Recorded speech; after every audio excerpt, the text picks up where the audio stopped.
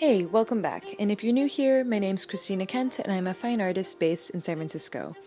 And I'm super excited to share my recent experience as an artist in residence at Chalk Hill in Northern California. It was such a beautiful and peaceful retreat, just me in an old farmhouse on a stunning ranch and vineyard. So in this video, I want to walk you through my schedule for a typical day as artist in residence.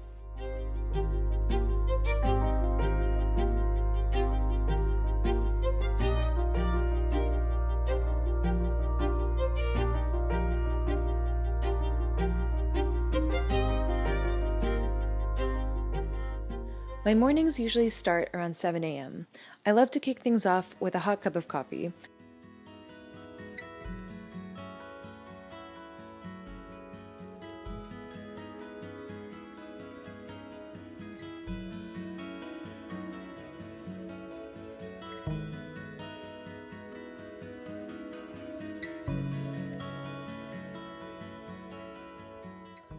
There's something magical about drinking coffee outside in the morning mist. The crisp air really helps wake me up.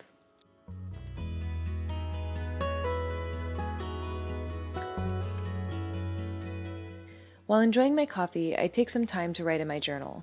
This is my chance to reflect on the previous day, set intentions for today, and think about what inspires me or any challenges I might face. It really helps to clear my mind and set a peaceful tone for the day.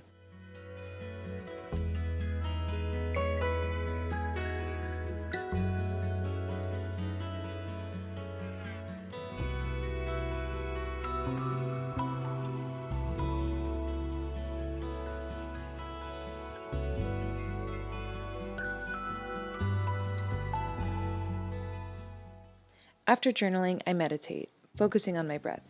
It's a simple practice, but it's crucial for building focus, which I find essential for creativity and painting.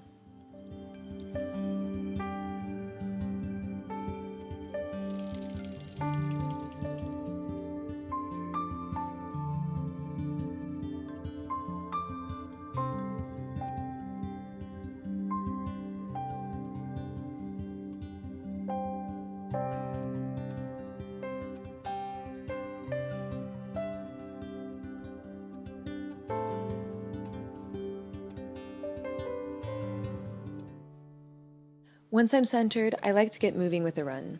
Staying active keeps my body healthy and my mindset positive.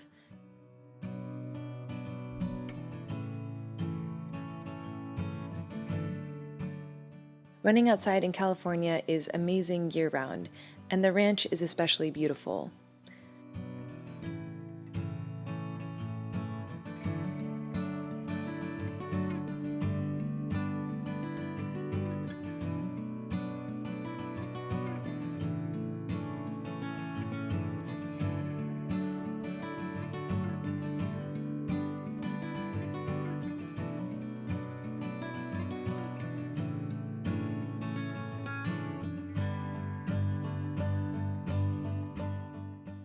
There are lots of hills on the ranch, so I often run up those to get a good workout and also to scout out potential painting spots. Sometimes I even stop to take photos as references for future paintings.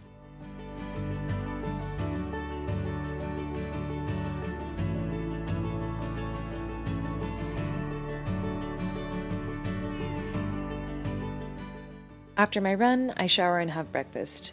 I usually like to use this time to read an art book and get inspired. The residency has tons of amazing art books, and one of my favorites was called Facing Eden. It's about a century of landscape painting in the Bay Area, showcasing stunning images of San Francisco from the 1800s. When I read these books, I feel inspired and grateful to be part of such a rich artistic tradition.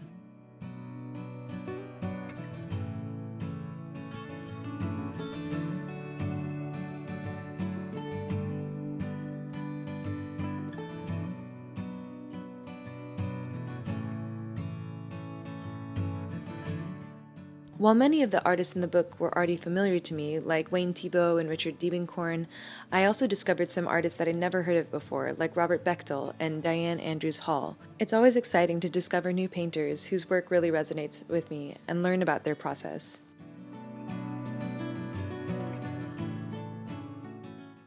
Around 9:30 a.m., I head out for some plein air painting. I love exploring the ranch's paths, searching for the perfect spots to capture the landscape. Some days I was caught by the dappled light through the trees, and other days it was the serene reservoir. My favorite spot, however, was the hill near the farmhouse, where I could paint the distant hills and mountains.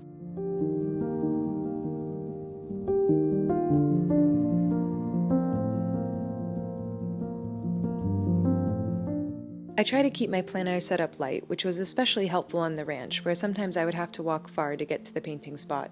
For me, plein air painting is such an important practice. My goal with each plein air painting was to capture the colors and light as I saw them in real life. I often find that when I take photos with my camera, the colors are somewhat distorted, so studying from life is crucial for my practice.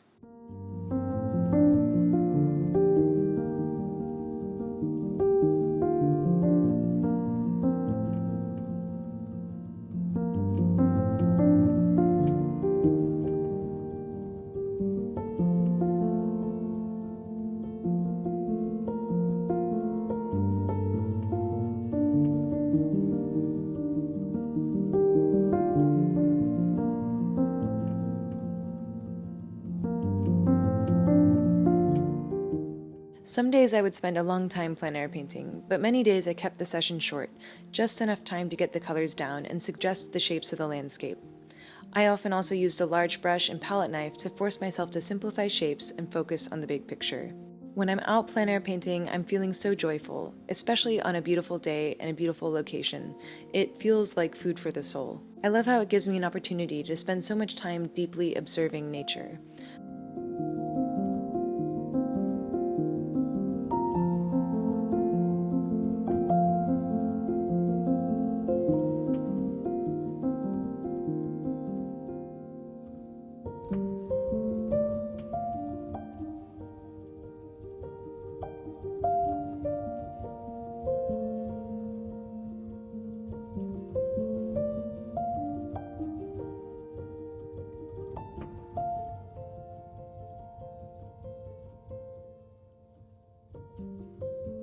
After the plein air painting session, I'd usually head to the studio around 11 a.m.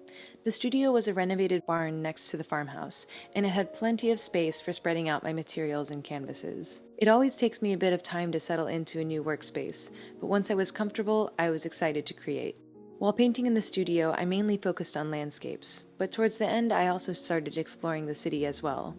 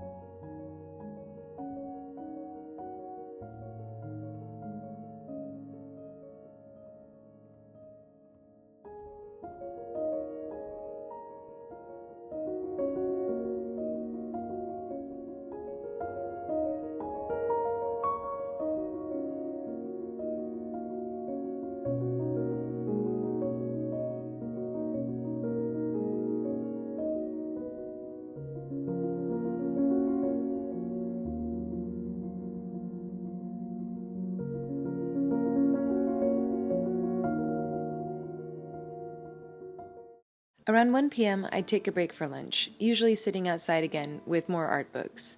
The residency house didn't have Wi-Fi, which in a way was a blessing. I found myself gravitating towards books for entertainment.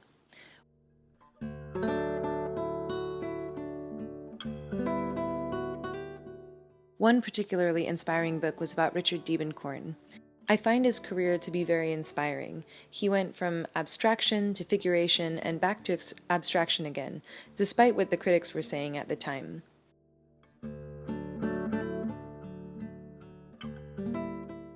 His story reminds me to follow inspiration where it leads, even if others may be skeptical.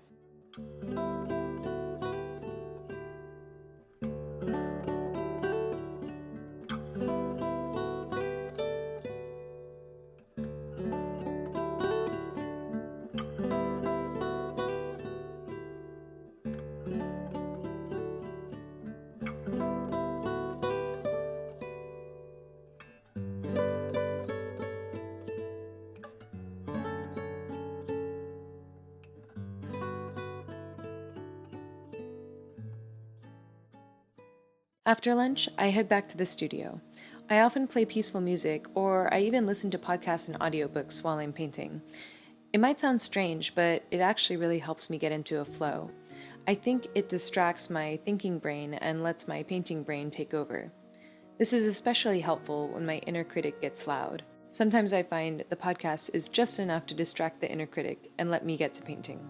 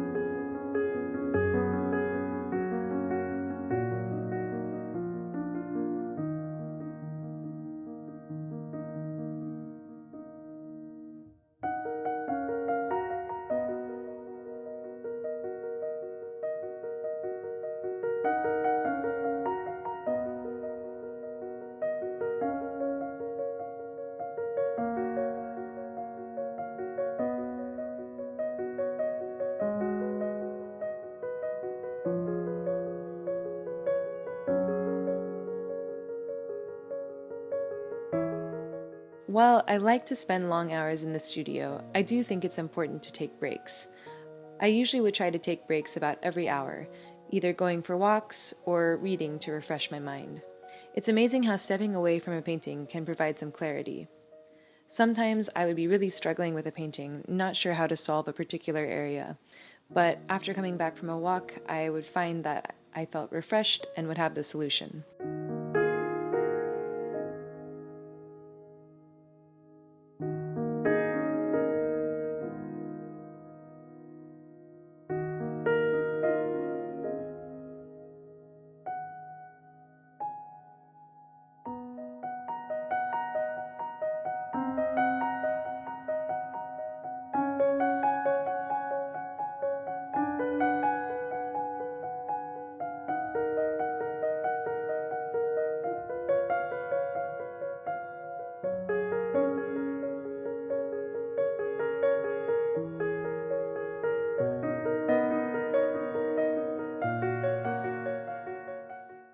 In the evening, a little before 7 p.m., I usually wrapped up my studio time.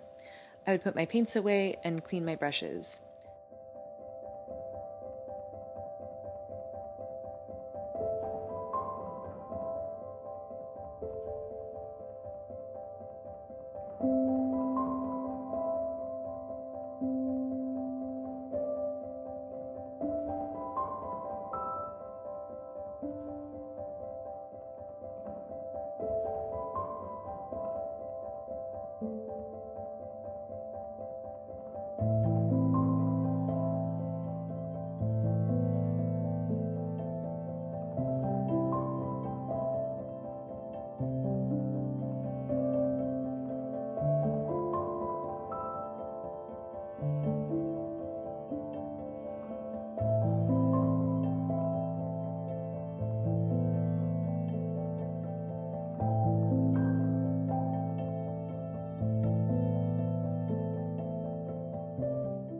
I tried to finish painting in time to watch the sunset. This was my favorite time of the day on the ranch. I'd often head to the top of a hill to see how the landscape transformed from gold to pink, then purple, and finally to blue. While I usually just observed the sunset, sometimes I'd bring my paints to capture those colors. I find plein air painting during sunset is one of the most challenging and yet rewarding experiences. I feel like watching a sunset is a masterclass in understanding light and color. You see how everything changes over the course of just a few short minutes.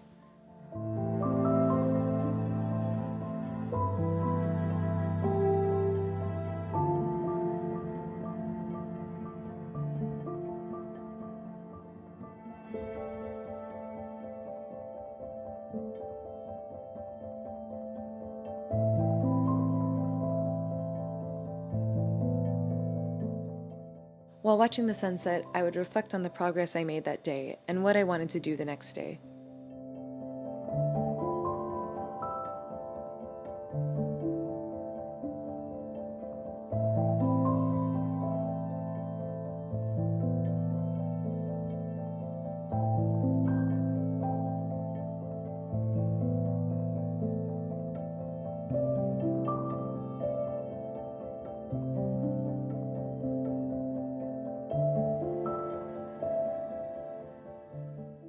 By 8 p.m., I'd have dinner and tackle some admin work, editing videos, planning social media posts, and answering emails using my phone's internet. I tried to keep this to a minimum during the residency so I could focus on creating. As an independent artist, I find tasks like these to be really important, but sometimes they can overwhelm me and distract me from the painting process.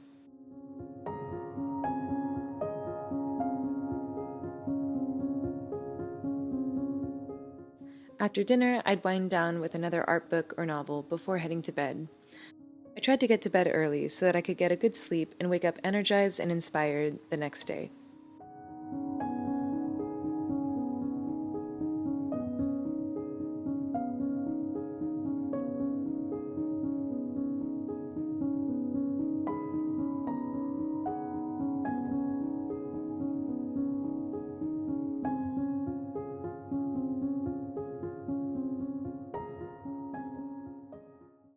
So yeah, that's my basic schedule as an artist in residence at the Chalk Hill Artist Residency. Thank you so much for following along, and I hope you found some inspiration in my daily routine as an artist. If you enjoyed this video, please give it a thumbs up and subscribe for more great art content. Let me know what you thought of this video, or if you have any questions about what it's like to do an artist residency in the comments below. And as always, a huge shout out to my supporters on Patreon. Thank you guys so much for supporting this channel and making these videos happen. If you like my art, if you like my videos, and you want to help me make more, check out my Patreon at the link. Thanks again for watching, and I'll see you next time.